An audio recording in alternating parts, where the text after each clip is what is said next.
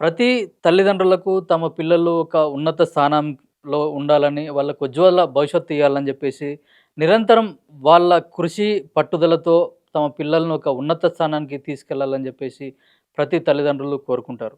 వాళ్ళ కోసం వాళ్ళ ఒక ఆశలు, ఆశయాల సాధన కోసం ప్రతి తల్లిదండ్రులు నిరంతరం కష్టపడుతుంటారు. అట్లాగే సాధారణ మధ్యతరగతి కుటుంబాలకైతే తమ పిల్లలు ఒక ఉన్నత స్థానంలో ఉండాలి. మేము పడిన కష్టాలు వాళ్ళు పడొద్దు అని జెప్పేసి గూడా వాళ్ళకొక బంగారు బాటలు వేసే దిశగా నిరంతరం కృషి చేస్తుంటారు. అట్లాంటి సాధారణ మధ్యతరగతి కుటుంబం నుంచి వచ్చిన వ్యక్తే పల్లి ప్రమోద్ విష్ణు. సివిల్స్‌లో 640 ర్యాంకు సాధించి మన తెలుగు జాతికే ఒక గర్వకారణంగా నిలిచారు. ఇప్పుడు అతనే మన పల్లవి స్టూడియోలో ఉన్నారు. అతనితో special exclusive interview. Hello sir, welcome to our channel Pallavi TV. మీరు ఎన్ని ప్రయత్నాలలో ఇప్పుడు సివిల్స్‌లో అటెంప్ట్ అయ్యారు? అంటే ఎప్పుడు మీరు ర్యాంక్ సాధించారు? ఎట్లా కష్టపడ్డారు? 2023లో మెయిన్స్ రాశాను సార్. 2025లో నా సెకండ్ మెయిన్స్ అనమాట. బట్ 2 టైమ్స్ ప్రిలిమ్స్ కూడా పోయింది. 2022 అండ్ 4లో. 2023 మెయిన్స్ పోయిన తర్వాత ఒక ఫిజిక్స్ టీచర్‌గా వర్క్ చేయడం స్టార్ట్ చేశాను కొంచెం. దాని తర్వాత ఒక కంటెంట్ రైటర్‌గా, ఒక ఎవాల్యుయేటర్‌గా కూడా వర్క్ చేశాను. లాస్ట్ ఇయర్ నుంచి జాబ్ చేస్తూ ప్రిపేర్ అయ్యాను. అంటే మీ ఫ్యామిలీ బ్యాక్‌గ్రౌండ్ అంటే మదర్, ఫాదర్ ఏం చేస్తుంటారు? మా పేరెంట్స్ ఇద్దరు గవర్నమెంట్ టీచర్స్ అండి. మా ఫాదర్ ఇంగ్లీష్ టీచర్. మా mother primary school teacher. And father and mother ఇద్దరు విజయనగరంలోనే టీచర్స్‌గా వర్క్ చేస్తున్నారు. అంటే మీరు బ్రదర్స్ అండ్ సిస్టర్స్ లేదండి, నేను ఒక్కడినే. సింగిల్. అంటే మీరు ఇన్‌స్పిరేషన్ ఎవరున్నారు? అంటే మీకు మీరు సివిల్స్‌లో ర్యాంక్ కొట్టాలి. ఐఏఎస్ గాని, ఐపీఎస్ గాని, ఐఆర్ఎస్ గాని అట్లా పొజిషన్‌లో ఉండాలని ఎప్పుడు అనుకున్నారు మీరు? అది చిన్నప్పటి నుంచి ఒక ఇన్‌బిల్ట్ కొంచెం అంటే సబ్‌కాన్షియస్‌గా ఉండేదండి. అంటే మా పేరెంట్స్ వాళ్ళకిచ్చే రెస్పెక్ట్ చూసి, లేకపోతే ఓకే, వాళ్ళు చేసే వర్క్స్ కొంచెం దగ్గరగా ఆహ్, అనలైజ్ చేయడం, చూసుకోవడం వల్ల అంటే అది కనిపిస్తూ ఉండేది. వాళ్ళు అంటే ఏదైనా చేంజ్ వస్తే దానికి కలెక్టర్ గారొచ్చి కట్ చేయడం, లేకపోతే ఒక ఐపీఎస్ ఒక అవేర్‌నెస్ డ్రైవ్ ఏదో కండక్ట్ చేయడం. మా ఫాదర్ కూడా ఏదైనా ప్రాబ్లమ్ వస్తే వాళ్ళకి లెటర్స్ రాయడం. వా మా ఫాదర్‌కి అలా ఉండేదనమాట. ఊరికి ఏదైనా చేయాలి ఎక్సెట్రా. సో, అలా ఊరికి ఏదైనా చేద్దాము, లేకపోతే అందరికి ఏదైనా చేద్దామంటే ఫస్ట్ అప్రోచబుల్ పాయింట్ సివిల్ సర్వీసెస్‌లో ఎవరైతే ఉన్నారో వాళ్ళయ్యే ఉండే. హ్మ్. సో, అది చూసి చూసి సబ్‌కాన్షియస్‌గా అయితే ఉండేది. కానీ at the same time self doubt కూడా ఉండేది. నిజంగా చేయగలమా లేదా ఎక్సెట్రా అని. సో, అలాంటి సిట్యుయేషన్‌లో ఉండేది. బట్ ఆఫ్టర్ ఐఐటీ అయిన తర్వాత నాకు ఎక్స్‌పోజర్ వచ్చిన తర్వాత ఓకే, ముందు ఫైనాన్షియల్‌గా సెటిల్ అవుదాం. దాని తర్వాత యూపీఎస్సీకెళ్దామని డిసైడ్ అయ్యాను. అంటే మీరు ఐఐటీ ఎక్కడ చేశారు? ఐఐటీ ఢిల్లీ అండి. ఐఐటీ ఢిల్లీలో. ఓకే. అంటే జనరల్‌గా ఐఐటీ చేసిన వాళ్ళకు మంచి ప్యాకేజ్ తోటి కూడా సాఫ్ట్‌వేర్ కంపెనీస్ గాని, అబ్రాడ్ ఎళ్ళే ఛాన్సెస్ కూడా వస్తుంటాయి. మీరు అటు సైడ్ ఎళ్ళకుండా ఎందుకు ఇటు సివిల్ సైడ్ వచ్చారు? అబ్రాడ్ అనే కాన్సెప్ట్ ముందు నుంచి అంత లేదండి. బట్ సాఫ్ట్‌వేర్‌లో సామ్‌సంగ్‌లో స్టార్టింగ్‌లో కొంచెం చేశా. బట్ మున్ అప్పుడు ఆ టైంకి కోవిడ్ ఆ టైం వల్ల ప్రిపరేషన్ కుదరేది కాదు. ఫోర్త్ ఇయర్‌లో ప్రిపేర్ అవుదాము యూపీఎస్సీకి అనుకున్నా. బట్ కోవిడ్ వల్ల ఇంటికొచ్చేయడం అండ్ అది ప్రిపేర్ అవ్వకపోవడం అలా అయింది. సో, అందుకని తర్వాత జాబ్ గట్టా ఏమొద్దు, కంటిన్యూయస్‌గా ప్రిపేర్ అవుదామని తీసుకున్నాను డెసిషన్. అంటే మీరు ఎన్ని గంటలు కష్టపడేవాళ్ళు సివిల్? ఒక అది క ఒక ఫిక్స్‌డ్ అమౌంట్ అని ఉండదండి. ఎగ్జామ్ దూరంగా ఇది ఒక 1 ఇయర్ ప్రాసెస్ అనమాట. ప్రిలిమ్స్ నుంచి స్టార్ట్ చేసి రిజల్ట్ వచ్చేంత వరకు ఒక 1 ఇయర్ ప్రాసెస్. నోటిఫికేషన్ నుంచి కౌంట్ చేసుకుంటే. సో, అలా తీసుకుంటే ఎగ్జామ్ దగ్గరకొచ్చే కొద్దీ ఇంటెన్సిటీ పెరుగుతా ఉంటది. నార్మల్‌గా అయితే ఒక 8 అవర్స్ దగ్గర. ఎగ్జామ్ దగ్గరకొచ్చే కొద్దీ 10. మెయిన్స్ ఎగ్జామ్ అయితే 12 దాకా ఎళ్ళేది. 12కి మించి నేనెప్పుడు చదవగలిగేవాడిని కాదు. అంటే ఇప్పుడు 2 అటెంప్ట్‌లలో గూడా మీరు ఫెయిల్ అయ్యారు. థర్డ్ అటెంప్ట్ మీరు సక్సెస్ అయ్యారు. ఇప్పుడు ఫెయిల్యూర్ వచ్చినప్పుడు మీరు అంటే డిప్రెషన్‌కి లోను కావడం, ఇది రాదు మనకు రాదులే అని వదిలేద్దాము అని అనుకున్న సందర్భాలేమన్నా ఉన్నాయా? అవునండి. 2023లోనే వదిలేద్దాం అనుకున్నా యాక్చువల్లీ. అది ఎందుకంటే ఆ అటెంప్ట్ నేను చాలా చదివాను. ఇంకా చదవడానికి ఇంకా పెద్దగా ఏం లేదు. ఆన్సర్ రైటింగ్ చేశాను. అందరూ నా ఆన్సర్స్ బాగుంటాయనేవారు.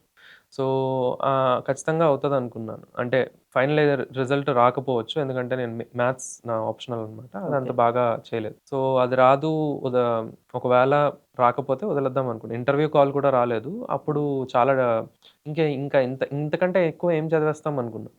సో, ఇంకా మనకి వర్కౌట్ అవ్వదు అని అప్పటి నుంచి జాబ్ చేద్దామని అనుకున్నా అనమాట. ఎందుకంటే నాకు కొంచెం పర్సనల్‌గా గిల్ట్ ఉండేది. హ్మ్. వాళ్ళు పేరెంట్స్ కొంచెం వెల్ సెటిల్డ్ అయినా వాళ్ళు ఫైనాన్షియల్‌గా నీకే ప్రాబ్లమ్ లేదు నాన్న, నువ్వు ఎన్నాళ్ళైనా చదువు అని చెప్తున్నా సరే, నాకు పర్సనల్‌గా మా ఫ్రెండ్స్ అందరూ ఒక లైక్ ఫస్ట్ మంత్‌లోనే ఒక బైక్ కొంటారు. సెకండ్ మంత్‌లో కార్ కొనేస్తారు.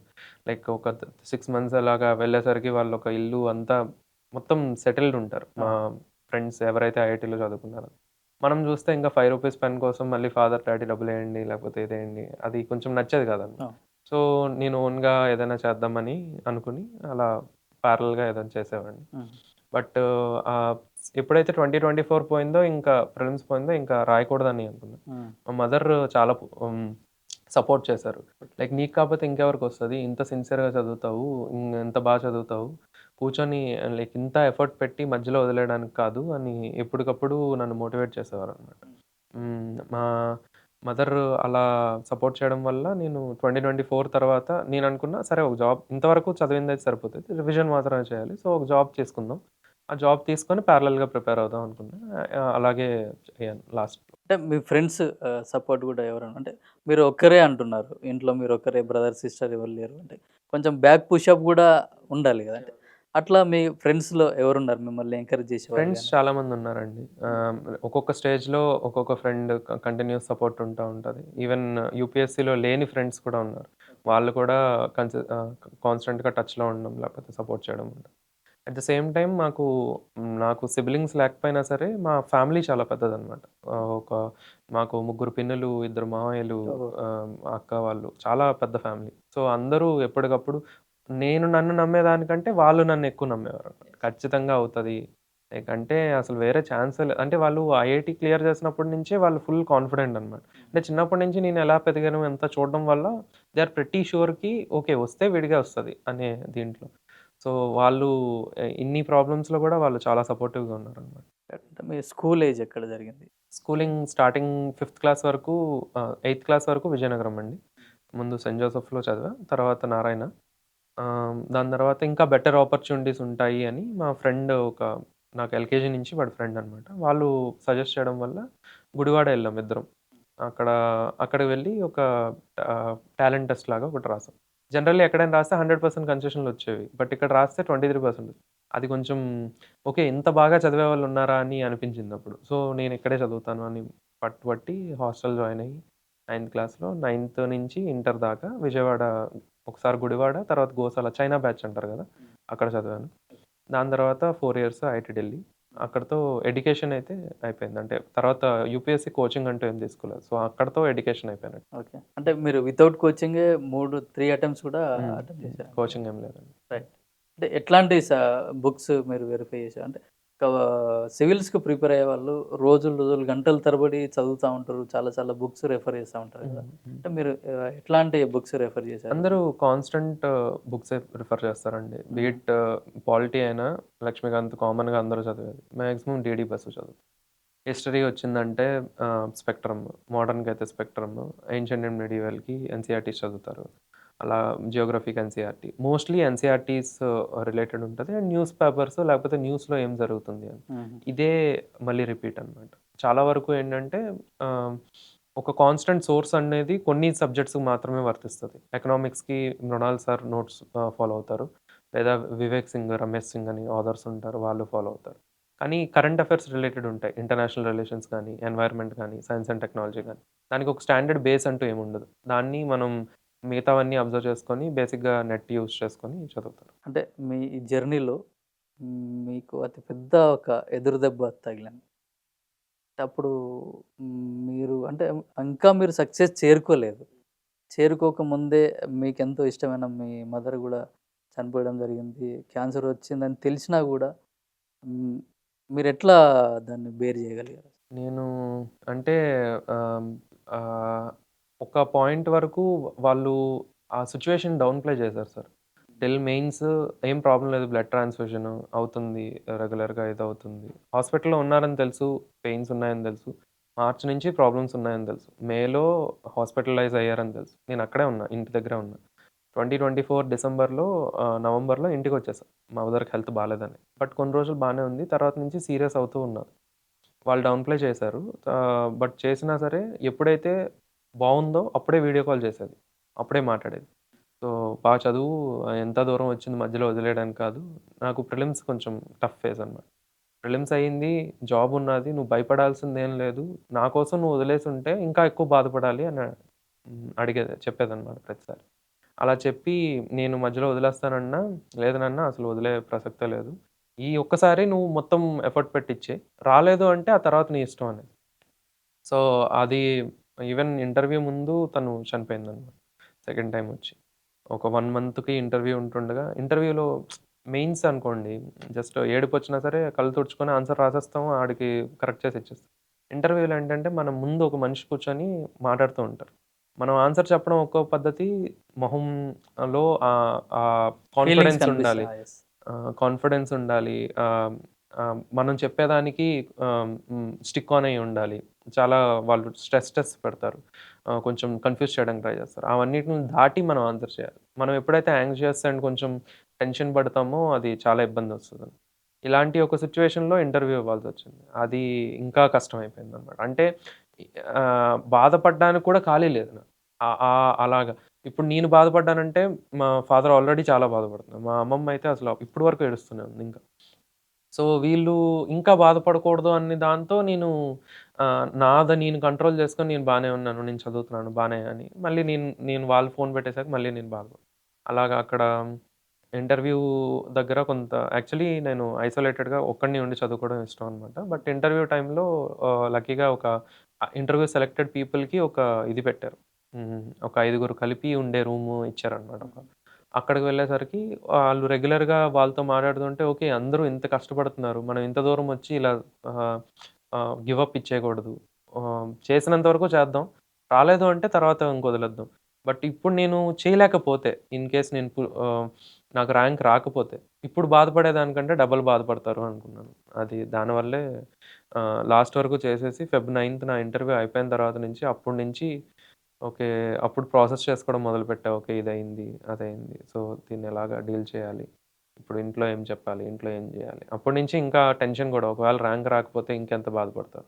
లక్కీగా ర్యాంక్ రావడం, వాళ్ళు కొంచెం అట్‌లీస్ట్ ఒక స్మైల్ అయినా ఉంది వాళ్ళ ఫేస్‌లో. లేకపోతే ఇప్పుడు ఇంకా చాలా బాధపడేవారు. అంటే మీరు మీ మదర్‌కి ట్రీట్మెంట్ జరుగుతున్న టైంలో హాస్పిటల్‌లోకెళ్ళి గూడా ఆ సెలైన్ బాటిళ్ళ మధ్యలో ఆ మెడిసిన్ స్మెల్ మధ్యలో గూడా హాస్పిటల్‌లో ఉండి గూడా మీరు చదువుకున్నారని గూడా తెలిసింది. అంటే అప్పుడు మీరు అంటే ఆ ఫీలింగ్ గూడా కొంచెం డిఫికల్టీగా ఉంటది.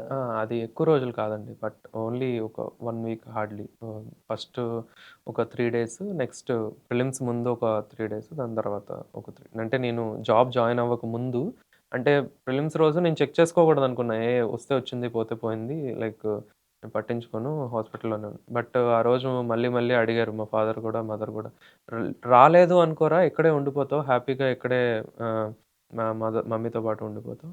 ఒకవేళ వచ్చింది అనుకో, ఈ ఆపర్చునిటీ మళ్ళీ రాదు. వదులుకోవద్దు అని చెక్ చేసుకోమని చెప్పారు. అదెప్పుడు బోర్డర్‌లో ఉండేదన్నమాట ప్రిలిమ్స్. అలా ఒకసారి 0.5 మార్క్స్‌తో పోయింది. ఒకసారి 0.67 మార్క్స్‌తో ఎగ్జాక్ట్‌గా. ఒకసారి 2 మార్క్స్‌తో పోయింది 2023. అప్పుడు మళ్ళీ తప్పు ఆన్సర్ ఇవ్వడం ఇవన్నీ. సో, ఈసారి కట్ ఆఫ్ ఎంతంటే దానికంటే ఒక 10 మార్క్స్ ఎక్స్‌ట్రా వచ్చేలా కనిపించింది. ఎప్పుడైతే అలా వచ్చిందో 100% అవుతది అని నమ్మకం ఉంది. సో, అలాంటి టైం అప్పుడు టైం వేస్ట్ చేయొద్దు. మళ్ళీ చదువుకో అని చెప్పి పంపించేశారు నన్ను. ఆ కొన్ని రోజులే హాస్పిటల్‌లో ఉండి, అలా ఏవో మ్యాథ్స్ ప్రాబ్లమ్స్ ఏవో చేయడం, తిరగేయడం అదే చేశాను. అక్కడ అంటే అంత హెవీ నాకు కూడా చాలా కష్టంగా ఉండేది చదవడానికి. ఒక 2 ఆర్ 3 అవర్స్ చదవడం అంతే దానికి అలా ఇబ్బంది పడుతూ. అంటే మీ విజయం కోసం మీ మదర్ చాలా కష్టపడ్డారు. మిమ్మల్ని విజయ తీరాల వరకు కూడా చేర్చారు. కానీ విజయం అందుకున్న టైం కూడా మీ మదర్ గారు పాస్ అవుట్ అవ్వడం జరిగింది. ఇది చాలా పెయిన్‌ఫుల్ గదా! అవునండి. అదే అంటే అందరూ ఒక ఆనందంగానే ఉన్నారు. మొహంలో నవ్వుంది. కానీ మొహాల్లోని అందరి నవ్వుల్లోని ఒక వాయిడ్, ఒక వెలితి అంటారు చూడండి అలాగనమాట. పూర్తిగా ఆనందంగా ఎవరు ఉండట్లేదు. నన్ను మా ఫాదర్ హగ్ చేసుకున్నప్పుడు ఏడుపు. అన్నిటిలోని ఏడుపు అనేది ఒక కామన్ ఫినామినా అయిపోయింది. ఎవరైతే నా సక్సెస్‌ని అందరికంటే ఎక్కువ ఎంజాయ్ చేస్తారో, అందరికంటే ఎక్కువ కోరుకున్నారో, ఆ పర్సనే లేకపోయినప్పుడు లైక్ నాకు ఇప్పటి వరకు ర్యాంక్ వచ్చిందని లేకపోతే ఇదని విపరీతమైన హ్యాపీనెస్ ఏం లేదు. జస్ట్ ఆళ్ళు బాధపడట్లేదు అనే ఒక హ్యాపీనెస్ తప్ప, నా వరకు నా లైఫ్ సెట్ అయిపోయిందనో, ఇదనో ఏమీ లేదనమాట నాకైతే. నాకు ఎప్పుడు హ్యాపీనెస్ ఉంటదంటే, లైక్ ఎప్పుడైతే ర్యాంకర్స్ ఆల్రెడీ ర్యాంక్స్ వచ్చినోళ్ళుంటారో, వాళ్ళని నేను చిన్నప్పటి నుంచి అడ్మైర్ చేస్తూ ఉన్నా. లైక్ నేను ప్రిపరేషన్ స్టేజ్ నుంచి 2021 నుంచి నాకు కనిపిస్తుంది. అంటే ఇటుపక్క వెళ్దాము అనే థాట్ 2021 నుంచి. అప్పటి నుంచి ర్యాంక్స్ వచ్చినోళ్ళందరూ, ఓహ్! వీళ్ళు ఇలా ఉంటారా? వాళ్ళు అలా చేస్తారా? అని ఒక అడ్మిరేషన్ ఉండేది ర్యాంకర్స్ పట్ల. ఇప్పుడు ఎప్పుడైతే నేను ఆ ర్యాంకర్స్‌తో పాటు ఇంటరాక్ట్ అవుతున్నాను, వాళ్ళతో ఫ్రెండ్లీగా మాట్లాడుతున్నాను అంటే నాకదొక okay. This is what I have worked for అనే ఫీలింగ్ వచ్చినప్పుడు నాకు ఆనందంగా ఉంటదనమాట. ఇప్పుడు రీసెంట్‌గా మా ఫ్రెండ్స్ కొంతమంది ర్యాంక్స్ వచ్చాయి. లేకపోతే వాళ్ళతో కలిసి మాట్లాడుతున్నప్పుడు గ్రూప్‌లో, వాట్సాప్ గ్రూప్‌లో గాని, లేకపోతే నార్మల్‌గా గాని, అప్పుడు ఓకే. దేనికోసమైతే ఇంత దూరం వచ్చానో, ఏదైతే అనుకున్నానో అంతవరకు వచ్చేసాను అనే ఒక ఆనందం అనమాట. అంటే ఇప్పుడు మీ మదర్ ఇప్పుడు మీరు సివిల్స్‌లో సక్సెస్ అయితే మీరు ఈ పనులు చేయాలి, సమాజానికి ఉపయోగపడాలి అని ఏమన్నా ఇన్‌స్పిరేషన్ వర్డ్స్ చెప్పడం జరిగిందా మేడం? చాలా చాలానే చెప్పింది సార్. అంటే చిన్నప్పటి నుంచి మెయిన్‌లీ మా ఫాదర్ ఏవైతే చేస్తున్నారో, దానికంటే పదింతలు నువ్వు చేయాలిరా అని చెప్పేది బేసికల్లీ. ఎందుకంటే మా ఫాదర్‌కి ఉన్నంతలో financially we are not so rich or లేకపోతే సోషల్లీ కూడా like he built it everything from scratch అనమాట. అతనుకున్న పేరు గాని, అతనుకున్న ఇది గాని అంతా ఒక్కొక్క మెట్టు ఎక్కుకుంటూ వచ్చారు. ఇప్పుడు ఎక్కడి నుంచి ఇప్పుడు నువ్వు అనేది లైక్ నువ్విప్పుడు లిఫ్ట్ ఏసుకొని పైకెళ్తున్నావు. సో, నువ్వెంత చేయాలో ఆలోచించుకో అనేదనమాట. సో, స్పెసిఫిక్‌గా ఇది చేయాలి అని ఏమీ చెప్పలేదు గానీ, బట్ మనకున్న దాంట్లో నలుగురికి ఉపయోగపడాలి. అదొక్కటే చెప్పేదనమాట. అంటే ప్రస్తుతం మీరు జాబ్ చేస్తున్నారా ఎక్కడైనా? అవునండి. ఎక్కడ చేస్తున్నారు? హైదరాబాద్ ఎయిర్‌పోర్ట్‌లో immigration department, bureau of immigration. Okay. హ్మ్. తర్వాత నెక్స్ట్ అంటే హ్మ్. మీకు ఐఏఎస్, ఐపీఎస్, ఐఆర్ఎస్ కేటగరీస్ ఉంటాయి కదా! మోస్ట్ లైక్లీ ఐఆర్ఎస్ వచ్చేలా ఉంది సార్. ఓకే. హ్మ్. అంటే క్యాడర్స్ బట్టి ఉంటాయి కదా! స్టేట్ వైడ్‌గా ఉంటుందా? లేకుంటే సెంట్రల్ అంటే గవర్నమెంట్? ఐఆర్ఎస్ అనేది క్యాడర్ వైస్ ఉంటది. జోన్ వైస్ ఉంటుంది. హుహు. సో, మోస్ట్ లైక్లీ అది వచ్చిన తర్వాతే తెలుస్తుంది. But to at at present అయితే ఎగ్జాక్ట్‌గా అంతే. అంటే మీకు ఇంటర్వ్యూ ప్యానెల్‌లో చాలామంది హ్మ్. మిమ్మల్ని హ్మ్. ఇంటర్వ్యూ చేస్తుంటారు కదా! అవును. అవును. వాళ్ళల్లో మిమ్మల్ని అడిగిన ఒక దాన్నేమంటారు క్లిష్టమైన ప్రశ్న ఏముంటది? అంటే నన్ను డిఫికల్టీగా ఉన్న 5 మెంబర్స్ క్వెషన్. కూర్చున్నారు సార్ ఓకే. ప్యానెల్‌లో. 5లో ఒక 4 మెంబర్స్ ఆన్సర్స్ నేను బానే చెప్పాననుకుంటున్నాను. ఒక పర్సన్ చాలా సింపుల్ క్వెషన్ అడిగారు. బట్ అలాంటి ఒక క్వెషన్ నేను యూపీఎస్‌సీ ఫైనల్ ఇంటర్వ్యూలో ఎక్స్‌పెక్ట్ చేయలేదు. ఓకే. అది ఎప్పుడైతే అంత గట్టిగా, గంభీరంగా అడిగేసరికి నేను కొంచెం తడబడ్డాననమాట. దానివల్ల కొంచెం యావరేజ్ మార్క్స్ వచ్చాయి. అది కూడా బాగా చెప్పుంటే కొంచెం మంచి మార్క్స్ వచ్చాయి. వాళ్ళు చాలా సింపుల్‌గా ఐఐటీని అందరూ గ్లోరిఫై చేస్తున్నారు. దాన్ని డీమిస్టిఫై ఎలా చేయాలి? ఐఐటీ కోసం పడి చచ్చిపో నేను అకాడమిక్ మెంటర్‌గా వర్క్ చేశాను. ఫిజిక్స్ టీచర్‌గా అని మెన్షన్ చేశాడు యాప్‌లో. సో, దాని పరంగా అడిగారనమాట. But I was not expecting that question. అది ఎప్పుడైతే అలా అడిగారో నేను సరిగ్గా చెప్పలేకపోయాను. ఆల్టర్‌నేటివ్ కెరియర్స్‌ని ప్రమోట్ చేయాలి. లైక్ నేనింకా యాక్చువల్లీ నేను ప్రిపేర్ అయిన ఇంకొక ఆన్సర్‌ని దీంట్లో కలిపుంటే ఎలా అయితే చైనా లైక్ రీసెర్చర్స్ లేకపోతే సైంటిస్ట్‌లని చాలా నేషనల్ అసెట్స్‌గా ట్రీట్ చేస్తుంది. స్ట్రాటజిక్ అసెట్స్‌గా ట్రీట్ చేస్తుంది. వాళ్ళని పిల్లర్స్ ఆఫ్ ద కంట్రీ కింద ట్రీట్ చేస్తుంది. అలాగ ఎప్పుడైతే మనం వేరే జాబ్స్‌కి రెస్పెక్ట్ ఇస్తామో, అలా రెస్పెక్ట్ ఇచ్చినప్పుడు ఆటోమేటిక్‌గా ఐఐటీ ఒక్కటే జీవితం కాదు. లేకపోతే సాఫ్ట్‌వేర్ ఇంజినీర్ అయితేనే మనకిది కాదు. ఎందుకంటే డిఫరెంట్ ఫీల్డ్స్‌లో ఇప్పుడు బీఇట్ డాక్టర్ గాని, మీరు ఒక ఒక ఒక ఒక ఒక ప్రొఫెషన్‌ని ఇండియా నుంచి తీసేయండి. మొత్తం ఇండియా కొలాప్స్ అయిపోతుంది. లెట్స్ సే డాక్టర్స్‌ని తీసేయండి. ఆహ్, హెల్త్ కేర్ సిస్టమ్ అంతా పోతుంది. ఇంజినీర్స్‌ని తీసేయండి. లైక్ మనం ఓన్లీ ఇన్‌ఫ్రాస్ట్రక్చర్ గురించే కాదు. ఈవెన్ యాప్స్ కూడా వర్క్ అవ్వడం మానేస్తాయి. And most of the service exports ఏదైతే ఉన్నా అది మనకి ఇంజినీర్స్ నుంచే వస్తాయి. అలాగా చాలా ప్రతి ప్రొఫెషన్‌కి మనం వాల్యూ ఇవ్వడం ఎప్పుడైతే మొదలుపెడతామో ఐఐటీ ఆటోమేటిక్‌గా డీమిస్టిఫై అయిపోతుంది. ఈవెన్ సీఏ జాబ్స్ ఆడిటింగ్ గాని లేకపోతే ఇలా చాలా జాబ్స్ ఉన్నాయి. బట్ మనం ఎప్పుడైతే అసోసియేట్ చేస్తున్నాం ఐదర్ సాఫ్ట్‌వేర్ ఇంజినీర్ లేకపోతే డాక్టర్. ఈ రెండిట్లనే ఇది చేస్తున్నాము. లేకపోతే మనీని మాత్రమే మనం కన్సిడర్ చేస్తున్నామో దానివల్ల డీమిస్టిఫై చేయొచ్చు. ఇది మనం చెప్పుండొచ్చు నేను ఎగ్జామ్‌లో. కానీ ఎప్పుడైతే ఆయన అంత గట్టిగా అడిగారో నేను చెప్పలేకపోయాననమాట. ఒకటి నేను ఇంటర్వ్యూకి 20 నిమిషాల ముందు వరకు నేను I kept my emotions aside అనమాట. కొంచెం బాధపడినా పర్లేదు. ఇంటర్వ్యూకి 20 నిమిషాల ముందు ఆహ్, కు కంట్రోల్ చేస్తా. ఇలాంటి ఒక సీట్‌లో ఇలా కూర్చొని వెయిట్ చేస్తా ఉన్నా నెక్స్ట్ నన్ను పిలుస్తారు అంటుండగా ఫుల్‌గా ఏడ్చేసాననమాట. విపరీతంగా. అంటే ఇంకా లక్కీగా అక్కడేంటంటే టీ బ్రేక్ అయింది వాళ్ళకి. ఆ టీ బ్రేక్‌లో నేను బాత్రూమ్‌కెళ్ళి కంప్లీట్ వాష్ చేసుకొని స్మైల్ చేయి. ఇంత దూరం వచ్చావు ఇప్పుడు వదిలేయొద్దు అని నన్ను నేను చాలా మోటివేట్ చేసుకొని అక్కడికెళ్ళి జనరల్లీ నేను ఇంటర్‌వ్యూస్‌లో చాలా సీరియస్‌గా మాట్లాడతానని చాలామంది చెప్పారు. అప్పుడున్న సిట్యుయేషన్స్ బట్టి. బట్ ఫైనల్ ఇంటర్‌వ్యూలో చాలా స్మైల్ పెట్టి, అదే స్మైల్‌తో ఆన్సర్ చేసి, అదే స్మైల్‌తో రిటర్న్ వచ్చాను. అది అది ఇట్‌సెల్ఫ్ ఈజ్ ఎ విక్టరీ నాకైతే. ఎన్ని మార్క్స్ యావరేజ్ మార్క్స్ వచ్చినా సరే, బట్ ఆ సిట్యుయేషన్స్‌లో నేను అది పుల్ ఆఫ్ చేశానంటే నాకు చాలా ఆశ్చర్యంగా ఉంది. ఎలా అయింది అని. అంటే మన ఎదురుంగా చాలా సీనియర్ ఆఫీసర్లు కూర్చొని మనల్ని క్వెషన్స్ అడుగుతుంటారు కదా! అప్పుడు అంటే ఎట్లా ఉండాలి? అంటే మెంటల్‌గా గానీ, బాడీ లాంగ్వేజ్‌లో గానీ ఎట్లా ఉంటే ఎక్కువగా ఇంప్రెస్ అవుతారు? అది వాళ్ళు దేనికి ఇంప్రెస్ అవ్వరు సార్. ఎందుకంటే వాళ్ళు ఒక 3000 మందిని చూస్తారు సంవత్సరం. అందరూ వాళ్ళని ఇంప్రెస్ చేయడానికే చూస్తుంటారు. ఎలా అంటే మనం ఏదో ఒక పర్సన్‌ని ర్యాండమ్‌గా ఒక స్టేజ్‌లో I don't think impression is the main criteria here. But ఎలా అయితే స్ట్రెస్ హ్యాండిల్ చేస్తున్నారో, ఎలా అయితే ఆన్సర్ ఇస్తున్నారో అది ఎక్కువ ఇంపాక్ట్ ఇస్తుంది అని నేను అనుకుంటున్నా. But at the same time చాలా వరకు బయాస్‌నెస్ కూడా ఉండొచ్చు. ఎందుకంటే ఆ రోజు సరిగ్గా పెర్ఫార్మ్ చేయకపోవచ్చు ఒక పర్సన్.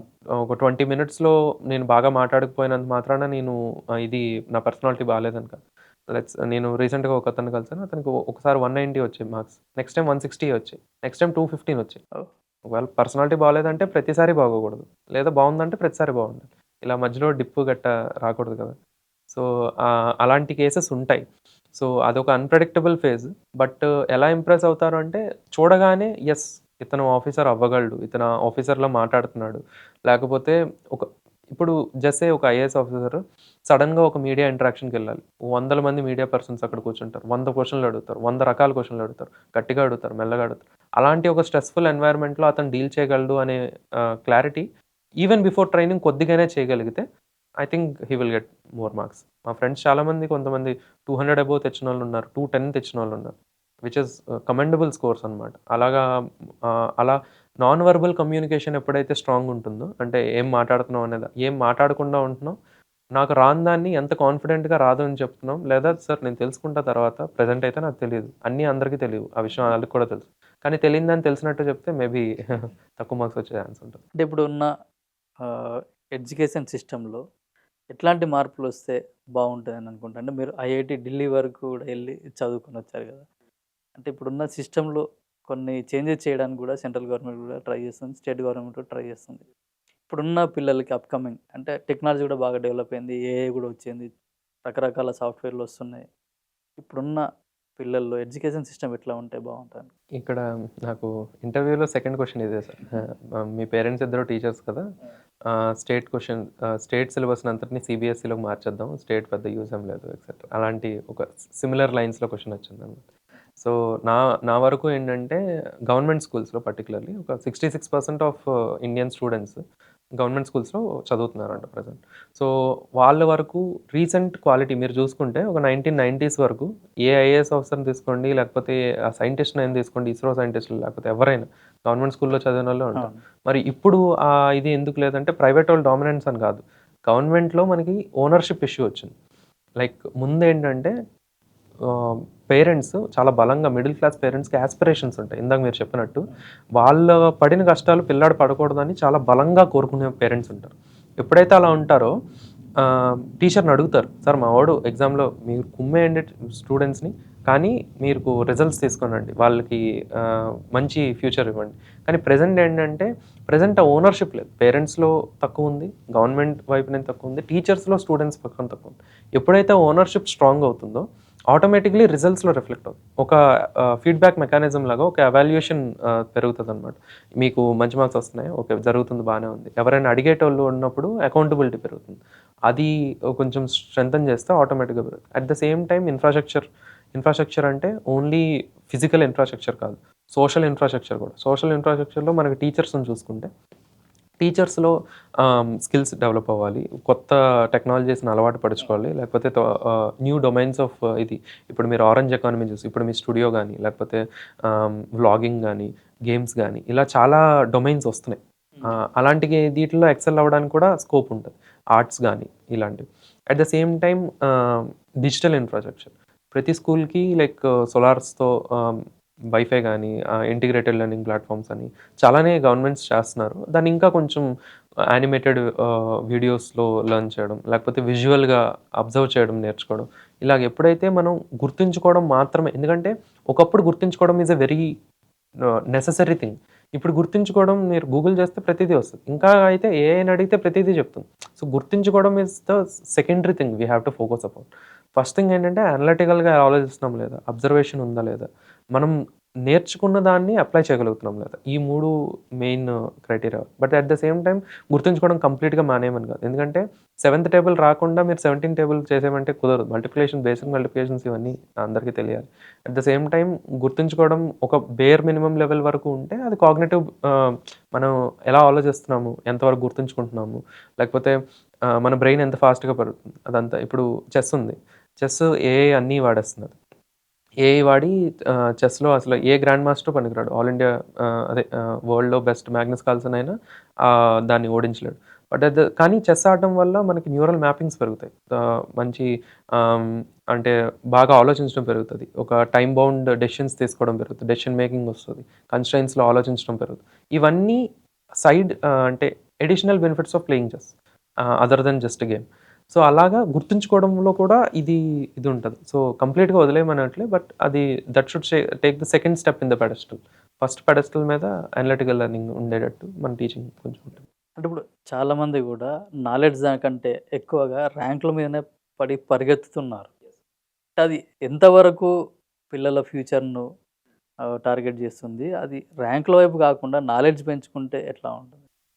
అది నేను మా స్టూడెంట్స్‌కి కూడా చాలా వరకు ఇది చెప్తాను.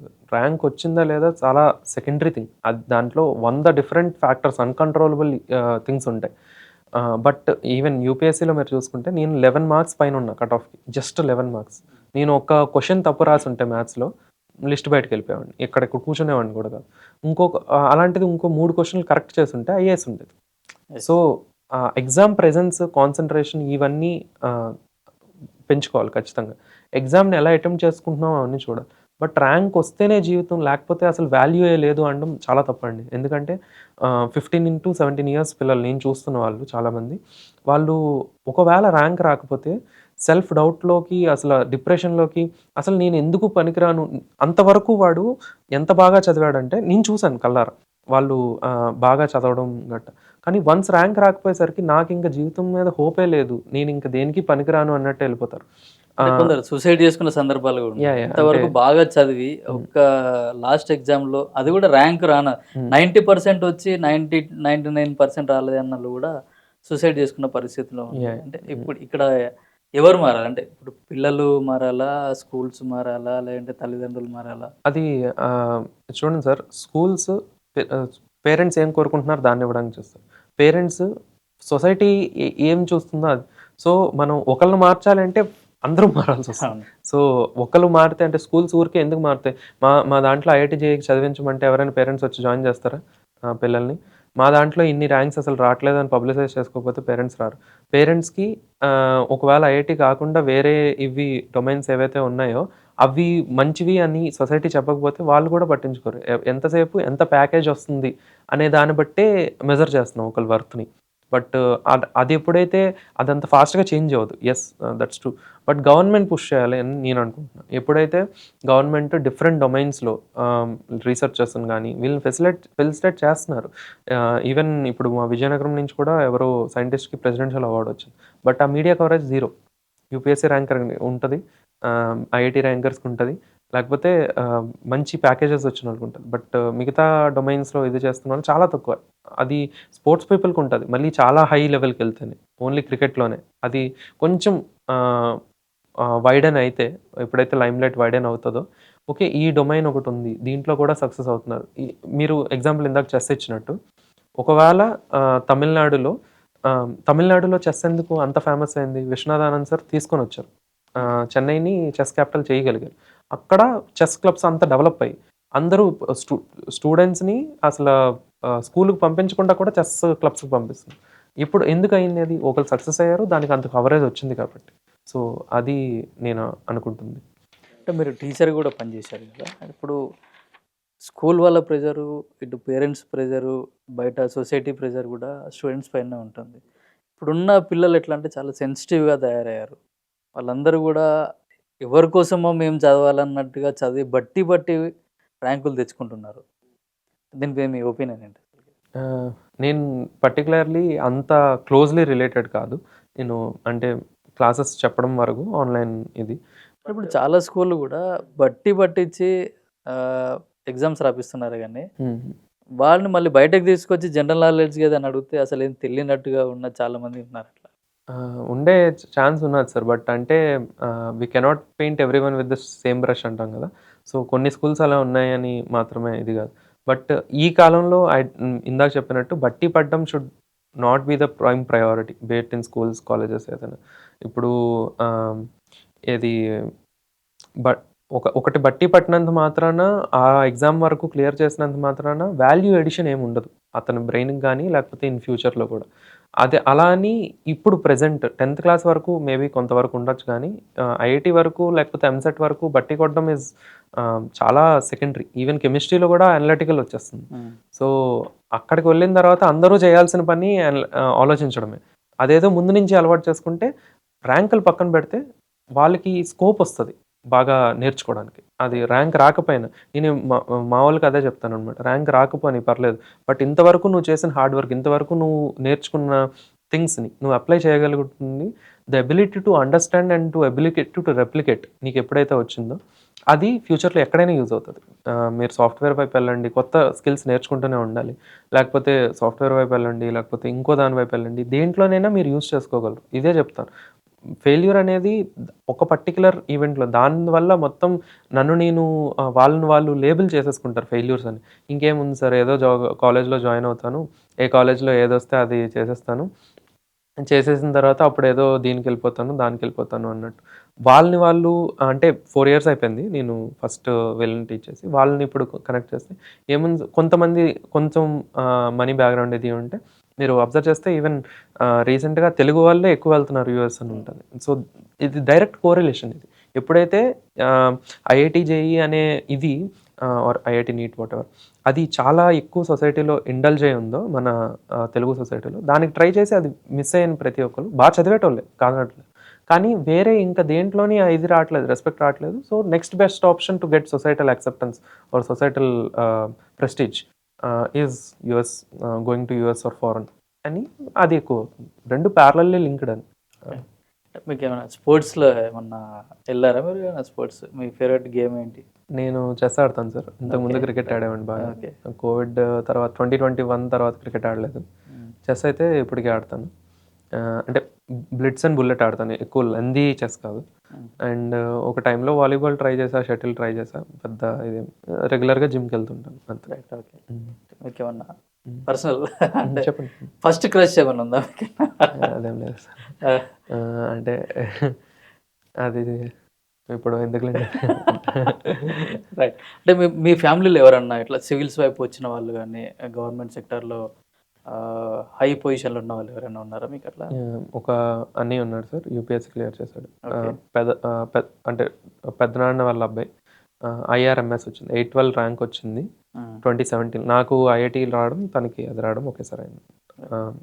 ఇండియన్ రైల్వే ట్రాఫిక్ సర్వీస్‌లో ఉన్నాడు హ్మ్. ప్రెజెంట్. ఒడిస్సాలో జాబ్ చేస్తున్నాడు. రైట్. ఇప్పుడు ఐఏఎస్ గాని, ఐపీఎస్ గాని, ఐఆర్ఎస్ గాని వీళ్ళ పైన పొలిటికల్ ప్రెషర్ గూడా ఎక్కువగా ఉంటుంది. ఈళ్ళందరూ గూడా పొలిటీషియన్స్ చెప్పినట్టే చేయాల్సొస్తది అనేది గూడా ఉంది. ఇది ఎంతవరకు మీరు అది ఉద్దేశం? సీనియర్స్‌ని అడగాలేమో సార్. ఇంకా సర్వీస్‌కెళ్ళక ముందు అంటే నేను మీరు అన్ని జనరల్‌గా అబ్జర్వ్ చేస్తుంటారు గదా! మీరు చదువుకునేటప్పుడు గాని, ఇప్పుడు సార్ ఆహ్, కోచింగ్ తీసుకునేటప్పుడు అట్ గాని, ద మీరు ఎండ్ బయట of the day politicians are elected representatives of people. అవును. They hold the power. అంటే ఆ పర్సన్ కాదు పవర్ ఉండేది. ఆ సీట్‌కి ఉంది పవర్. ఆ సీట్‌లో మనం ఎక్కించాం అతన్ని. ఇంత అవును. ఓట్స్ వేసి అంటే ఆ పీపుల్స్ మ్యాండేట్‌ని మనం రెస్పెక్ట్ చేయాలి ఇన్ ఎ డెమోక్రసీ. మీరు ఎంతైనా చదువుకోనివ్వండి. మీరు ఐఏఎస్ కాదు ఇస్రో సైంటిస్ట్ అయిపోండి, నాసాలో సైంటిస్ట్ అయిపోండి. అంత ఎక్కువ చదివినా సరే ఎప్పుడైతే ఒక నార్మల్ పర్సన్ ఓట్ చేసి ఇంతమంది ఓట్ చేసి ఒకళ్ళని పెట్టారో at the end of the day we have to obey their orders. అంటే కంప్లీట్‌లీ ఇమ్మోరల్ ఆర్ అన్‌ఎథికల్ అయితే అవ్వకపోవచ్చు. చేయకుండా ఉండడం ఈస్ ఫైన్. బట్ ఎప్పుడైనా ఆ పొజిషన్‌కి రెస్పెక్ట్ ఇవ్వాల్సిందే. లైక్ ఒక పొలిటీషియన్ ఉన్న దీనికి. పొలిటీషియన్స్ అంటే ఒక నెగెటివ్ యాటిట్యూడ్ అయితే ఉంది. అది ఓకే. బికాస్ ఆఫ్ కేసెస్ కావచ్చు, because of corruption etcetera, etcetera different reasons అయ్యుండొచ్చు. But at the end of the day they are elected representatives and we have to obey that. అంటే interference ఎక్కువ ఉండడం వల్ల work జరగట్లేదు. అలాంటివి ఉండే ఛాన్సెస్ ఉన్నాయి. But the structure itself politicians over I mean politicians అనకూడదు. Posts of political people over administration or bureaucracy. ఇప్పుడు చాలా సందర్భాల్లో చూస్తుంటాము. ప్రతి స్టేట్‌లో గూడా గవర్నమెంట్ చేసే డెవలప్‌మెంట్ యాక్టివిటీస్ గూడా ఆహ్, సివిల్ సర్వీస్ ఆఫీసర్‌లే ఐఏఎస్‌లు గాని, ఐపీఎస్‌లు గాని, ఐఆర్ఎస్‌లు చేయాల్సి ఉంటుంది. కొన్ని సందర్భాలలో వాళ్ళు పొలిటీషియన్స్ తప్పించుకొని ఆఫీసర్‌లే జ్యుడిషియల్‌గా గూడా ఫేస్ చేయాల్సి వచ్చిన పరిస్థితి ఉంది. అది. ఇది కామన్. రీసెంట్‌గా ఇవాళే ఒక వీడియో చూసినట్టున్నా. Around 4.82 lakh crore infrastructure projects అన్నీ పెండింగ్‌లో ఉన్నాయి. ఎందుకంటే గవర్నమెంట్ ఈజ్ రివార్డింగ్ ఇన్‌యాక్షన్ అనమాట. ఇప్పుడు ఒక ఐఏఎస్ ఆఫీసర్ ఒక ఫైల్ మీద సంతకం పెట్టేస్తే ఒక ప్రాజెక్ట్ శాంక్షన్ అయిపోతుంది. ఆ శాంక్షన్ అయిపోయిన ప్రాజెక్ట్ అంత సక్సెస్‌ఫుల్‌గా అయిపోతే పర్లేదు. ఏం ప్రాబ్లమ్ లేదు. కానీ ఆ సక్సెస్‌ఫుల్‌గా అవ్వడం వల్ల ఇతనికి ఏం అడ్వాంటేజ్ రాదు. ఐ మీన్ ప్రమోషన్ గానీ, లేకపోతే గుర్తింపు గానీ ఏం పెద్దగా రాదు.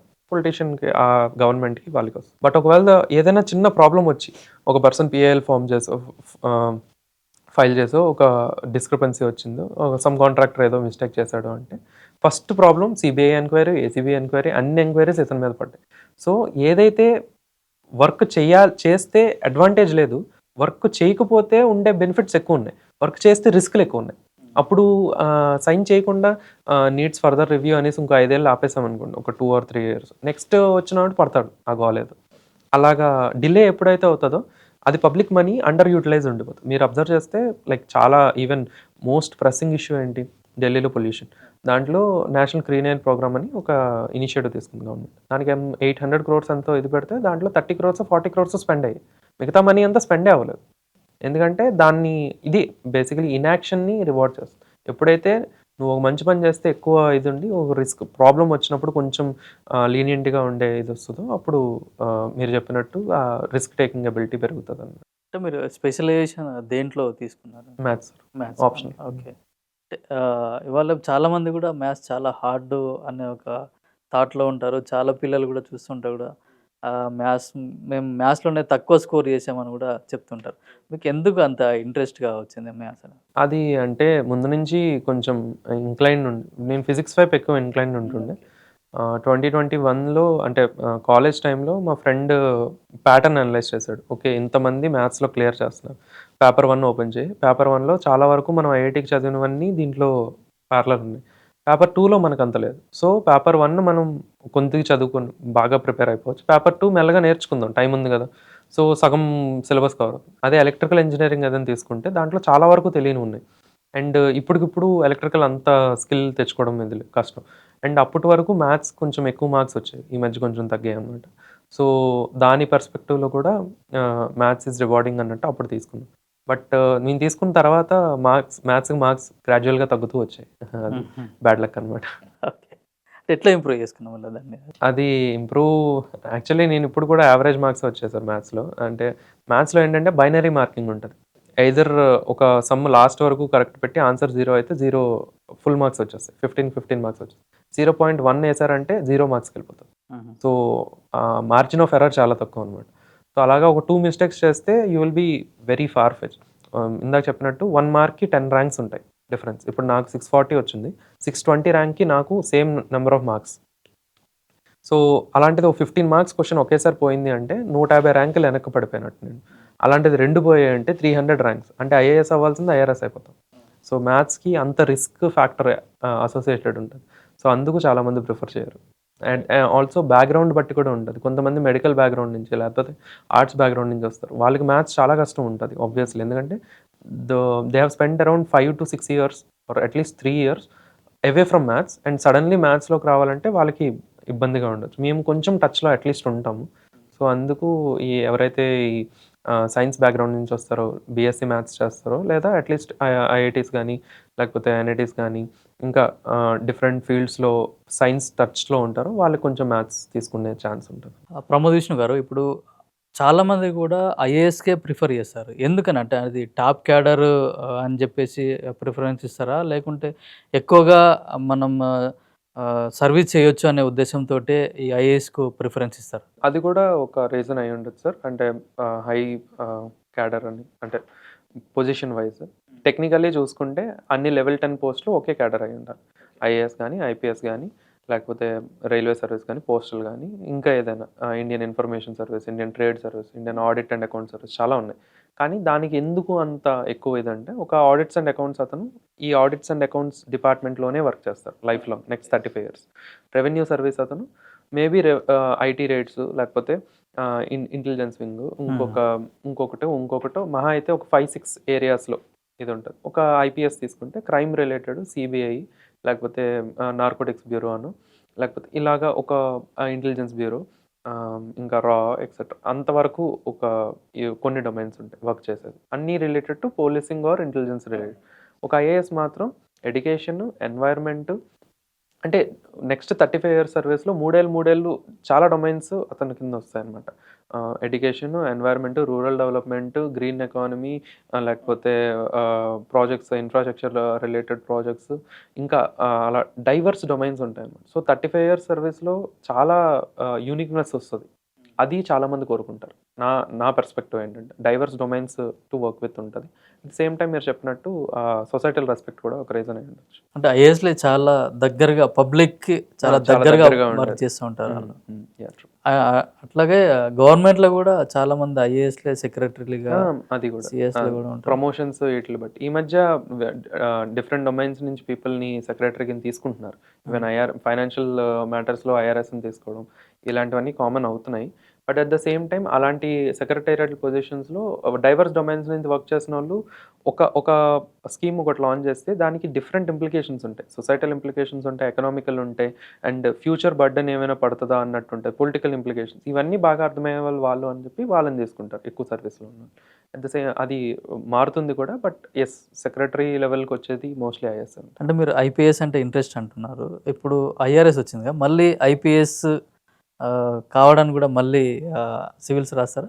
అది ఐపీఎస్ ఇంట్రెస్ట్ అని నాకు ఐఏఎస్ అవుదామనే ఉంది. ఐపీఎస్ అని స్పెసిఫిక్‌గా ఏం కాదు. బట్ అవుదామా అవ్వలేదా ఇంకా డిసైడ్ అవ్వలేదు. ఈ ఇయర్ అటెంప్ట్ ఇచ్చే కెపాసిటీ నాకు లేదు. ఆ విషయం అయితే క్లారిటీ ఉంది నాకు. లాస్ట్ 6 మంత్స్ నుంచి నేను ఏం చదవలేదు due to different reasons. And also ఒకవేళ రాసినా ఇంతకంటే మంచి ర్యాంక్ వచ్చే పొజిషన్‌లో ఉన్నానో లేదో తెలీదు. ఇంకా ప్రిలిమ్స్ ఇంకా 50 డేస్ ఉంది. సో ఇవన్నీ ఇప్పుడు పాలిసీ కూడా మార్చేశారు. ఇంతకుముందు ఏంటంటే ఒకడు ఐపీఎస్ అయిన తర్వాత చాలా అటెంప్ట్స్ రాసుకునే నాకు యాక్చువల్లీ ఇప్పుడు ఇంకా 5 అటెంప్ట్స్ ఉన్నాయి. బట్ నేను ఇప్పుడు పాలిసీ మారాక నేను 1 అటెంప్టే ఇవ్వగలను. So risk తీసుకోలేమనమాట. 2026లో నేను రాస్తే రిస్క్ అయ్యేది. అందుకు 2027లో రాయాలా లేదా ఇంకా డిసైడ్ అవ్వలేదు. బట్ ఇస్తే 2027 లాస్ట్. అంతకు మించి మళ్ళీ ఇవ్వలేమనమాట. అంటే మీకు జనరల్‌గా అంటే మెంటల్ స్ట్రెస్ రిలీఫ్‌కి చాలామంది కొందరు గేమ్స్ ఆడుతుంటారు. కొందరు మూవీస్ చూస్తా ఉంటారు. హ్మ్. అంటే మీకు దేనిపైన ఇంట్రెస్ట్? నేను మూవీస్, సాంగ్స్, వెబ్ సిరీస్ అవునా? అంటే మూవీస్ చాలా చూస్తారా? చాలా చూస్తాను సార్. అంటే దాన్ని బట్టే మీరు ఒక ఐపీఎస్ కావాలని అట్లాంటిది ఏమన్నా పెట్టుకున్నారా? చిన్నప్పుడు అసల ఫార్మాటివ్ ఇయర్స్‌లో నేను నేమ్ చేయమంటే చేస్తా. 'పోకిరి', ఆ! 'ఘర్షణ'. అసలు నా టీనేజ్‌లో 'ధృవ' ఆ! గట్టి ఇంపాక్ట్ అనమాట నాకు.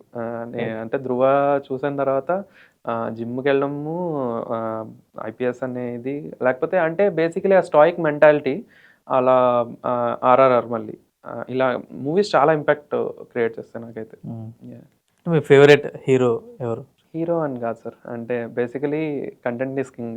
డైరెక్టర్ మెయిన్ అనమాట. ఎవరైతే పోలీస్ లుక్‌లో స్ట్రాంగ్‌గా కనిపిస్తే వాళ్ళు అలా అట్లా? ఏం లేదు. స్ట్రాంగ్‌గా కనిపించడం ఒక పద్ధతి. హీరో స్ట్రాంగ్‌గా కనిపించినంత మాత్రాన సినిమా బావుంటదని ఏముండదు. సినిమాలో మీకు చాలా డీప్ రైటింగ్ ఉండాలి. ఆ ఎమోషన్స్ ఇవి చేయగలగాలి. ఒక యూనిక్‌నెస్ ఉండాలి అక్కడ కూడా.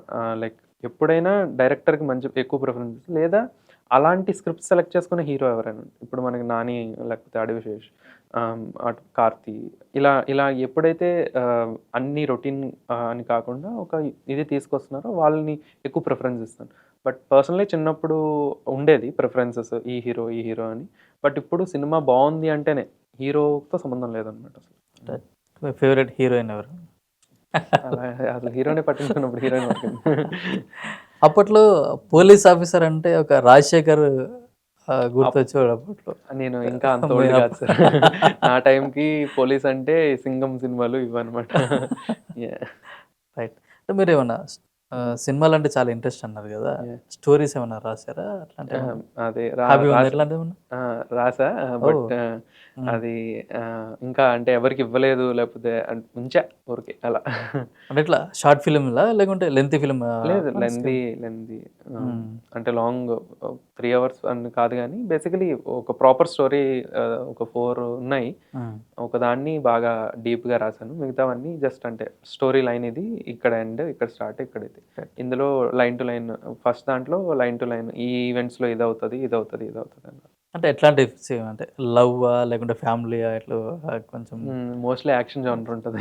Action yeah! Action right. Drama అంతే. Okay. Okay. Love right. Stories అంత దూరంగా ఉంటానన్నమాట.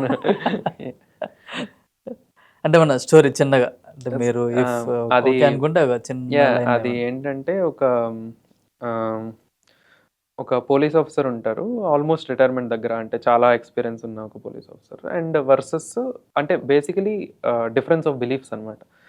ఇంకొక మిలిటరీ కమాండో ఉంటారు. నక్సల్ కమాండో. ఇప్పుడు మన కోబ్రా ఫోర్సెస్ లేకపోతే గ్రే హౌండ్స్ ఇలాంటివి ఉంటది కదా! అలాంటి ఒక అతనేంటంటే ఇతను యంగ్‌స్టర్. ఇతను ఏంటంటే చంపేస్తే నెక్స్ట్ ఇంకో క్రైమ్ జరగదు కదా! అనే మెంటాలిటీ ఉంటది ఇతనికి. ఇతనేంటంటే చంపకపోతే ఐ మీన్ ఒకడిని చంపుతావు. దాని తర్వాత మిగతా వాళ్ళు నీకింకా ఎగెయిన్స్ట్‌గా ఎళ్తారు. ఒకడిని చంపితే ఇంకో 10 మంది గన్ పట్టుకుంటారు. వాళ్ళని చంపడం. సో, ఇద్దరు ఈ పొజిషన్ నుంచి స్టార్ట్ అవుతారు. సినిమా మధ్యలోకి డౌటొస్తది. నా సొంత బిలీఫ్స్ అంటే అందరికీ నేనొక దాన్ని నమ్ముతున్నాను. అది సరిగ్గా అది నిజమా కాదా అనే సెల్ఫ్ డౌట్ ఒస్తది. ఇంటర్వెల్ టైమ్‌కి ఆ సెల్ఫ్ డౌట్ ఒస్తదనమాట. ఎండింగ్‌కొచ్చేసరికి ఇద్దరూ ఒకళ్ళదొకళ్ళు నువ్వు కరెక్టా? నేను కరెక్టా? అనే డౌట్‌లోకి మళ్ళీ వెళ్తారు. అంటే ఇతను ఐడియాలజీని నేర్చుకుంటాడు. ఇతని ఐడియాలజీని నేర్చుకుంటాడు. బట్ కంక్లూజన్ ఏంటంటే లైక్ ఏమీ చెప్పకుండా లైక్ ఏది కరెక్ట్, ఏది తప్పు అనేది ఆడియన్స్‌కి అలాంటి ఒక ఏదో డిఫరెంట్ ఇది అన్నమాట. ఓకే. రైట్. అంటే ఫ్యూచర్‌లో ఏమైనా సినిమా తీసే ఆలోచన అట్లాంటి సైడ్ ఏమన్నా ఉందా? అది మా ఫాదర్ అనేవారు. అంటే నేను చాలా సీరియస్‌గా చూస్తుంటా సినిమా. ఆయన ఫోను మధ్యలో వాడితే, "ఫోను ఎందుకు వాడుతున్నారు మధ్యలో?" అలా కొంచెం సినిమా చూసినప్పుడు ప్రాపర్‌గా చూడండి అలా అలా అన్నమాట. సో, నువ్వు ఏదైనా సినిమాలో ఈ లాజిక్ ఇది మిస్ అవుతుంది. లేకపోతే ఫిజిక్స్ ఇది వర్క్ అవ్వదు. సంథింగ్ అని చెప్తే అప్పుడు లేదురా నువ్వు డైరెక్టర్ అని. నేను కూడా అంటే ఇట్స్ వెరీ టఫ్ అండి బికమింగ్ ఎ డైరెక్టర్. ఎందుకంటే ఆపర్చునిటీస్ ఉండాలి. చాలా స్కిల్స్ రావాలి. అండ్ ఆల్సో కరెంట్‌లీ ఎప్పుడైతే ఆడియన్స్ డిఫరెంట్ మూవీస్ చూస్తున్నారో ఆహ్, లైక్ నెట్‌ఫ్లిక్స్‌లో గానీ, అమెజాన్‌లో గానీ వరల్డ్ సినిమా అన్నీ చూస్తున్నారు ఆడియన్స్. సో, మనం ఏదో నార్మల్‌గా సరదాగా ఒకటి తీసేద్దాం అది హిట్ అయిపోద్దంటే అవ్వదు. చాలా గ్రౌండ్ వర్క్ కావాలి. ఒక ప్రాపర్ స్క్రిప్ట్ ఉండాలి. రైటింగ్ ఉండాలి. అంతా డీప్‌గా వెళ్తేనే అవుతది. సో, నాకు తెలిసినంత వరకు it's a very tough job. అది అంత ఈజీ కాదు. క్రియేటివ్ జాబ్ నార్మల్‌గానే టఫ్ అండ్ దీనికి ఇంకా టఫ్. రైట్. ఓకే. అంటే ఈ రోజుల్లో సోషల్ మీడియా ఇంపాక్ట్ చాలా మంది మీద ఉండే. ఈవెన్ చిన్న పిల్లల నుంచి గూడా ఓల్డ్ ఏజ్ పీపుల్ వరకు గూడా సోషల్ మీడియా ఇంపాక్ట్ ఉంది. మీరు మీరు ట్రైనింగ్ తీసుకునేటప్పుడు గాని, కోచింగ్ తీసుకునేటప్పుడు, మీరు చదువుకునేటప్పుడు మీకు సోషల్ మీడియా ఎంతవరకు ఉపయోగపడింది? మీరు ఎంతసేపు సోషల్ మీడియాలో ఉండేవాళ్ళు అసలు? సోషల్ మీడియా ఉపయోగపడిందంటూ స్పెసిఫిక్ అంటే యూట్యూబ్ కూడా సోషల్ మీడియాలోనే వస్తది సార్. అవును. యూట్యూబ్‌లో చాలా ఇవుంటాయి గదా! లైక్ నేర్చుకునే థింగ్స్ ఉంటాయి. ఈవెన్ న్యూస్ అనాలిసిస్‌లుంటాయి. లేకపోతే ఒకదాన్ని కాంప్రహెన్సివ్‌గా దాన్ని డీటెయిల్ బ్రేక్ డౌన్స్ ఉంటాయి. ఇవన్నీ అందరూ ఫాలో అవుతారు. సో, దాన్ని ఎక్స్‌క్లూడ్ చేస్తే యూట్యూబ్‌ని ఎక్స్‌క్లూడ్ చేస్తే మిగతా సోషల్ మీడియా ఏది అంత హెల్ప్‌ఫుల్ కాదు. బట్ అది టైమ్ పాస్ కోసం నేనైతే కంప్లీట్ సోషల్ మీడియాకి దూరంగా ఉంటాను. ఇన్‌స్టాగా అసలు ఇన్‌స్టా అయితే నాకు పర్సనల్‌గా ఇంట్రెస్ట్ ఉండదు. ఫేస్‌బుక్ కూడా గ్రాడ్యుయల్‌గా ఇంట్రెస్ట్ తగ్గిపోయింది. ట్విట్టర్ వాడుతుంటా మోస్ట్‌లీ. హ్మ్. జస్ట్ అది కూడా స్క్రోల్ డౌన్ అంతే. నేను పోస్ట్ చేసేది కాదు. జస్ట్ ఊరికే టైమ్ పాస్‌కి. బట్ యెస్ నేను కొద్ది వరకు వాడతాను. బట్ మరీ ఎక్కువైతే కాదు. ఒక లిమిటెడ్ రేంజ్‌లో. ఒక 30 మినిట్స్ మాక్సిమం అంతే. అంతకు మించి అంటే ఎగ్జామ్ దగ్గరకొచ్చే కొద్దీ ఆటోమేటిక్‌గా తగ్గిపోతదనమాట. నేను కాన్షియస్‌గా చేయక్కర్ల ఆటోమేటిక్‌గా తగ్గిపోతుంది. బట్ యూట్యూబ్ మాత్రం కాన్స్టెంట్‌గా రన్ అవుతుంటది బ్యాక్‌గ్రౌండ్‌లో. అంటే ఇప్పుడు మనం ఎడ్యుకేషన్‌లో చాక్ పీస్ స్టేజ్ నుంచి డిజిటల్ స్టేజ్ వరకు గూడా మనం డెవలప్ అయ్యాం. అంటే దాన్ని బట్టి గూడా కొంచెం పిల్లలు గూడా ఇంట్రెస్టింగ్‌గా సోషల్ మీడియా చూడడము, డిజిటల్ ప్యాడ్స్ వాడడము, దాంతోటి గూడా కొంచెం డైవర్ట్ అయితుంది గదా! ఎడ్యుకేషన్ అనేది గూడా వాళ్ళు చదువుకునే కాన్సంట్రేషన్ గూడా కొంచెం డైవర్ట్ అవుతుంది. అట్లాంటి వాళ్ళకి మీరు ఇచ్చే సజెషన్ ఏంటి అసలు? ఎట్లా కరెక్ట్ సజెషన్ రూట్‌లో చాలా స్టడీస్‌లో కూడా ప్రూవ్ చేసిందేంటంటే, ఇనీషియల్ ఫార్మాటివ్ ఇయర్స్‌లో I do not think screens is good for health sir పిల్లలకి. నేను మా పిన్ని వాళ్ళ పిల్లలు కూడా అండ్ మామయ్య వాళ్ళ పిల్లలు కూడా ఫోన్స్ వద్దు, లేకపోతే స్క్రీన్స్ వద్దు. ఇంకా ఏదైనా స్క్రీన్ అయినా, టీవీ అయినా పర్లేదు.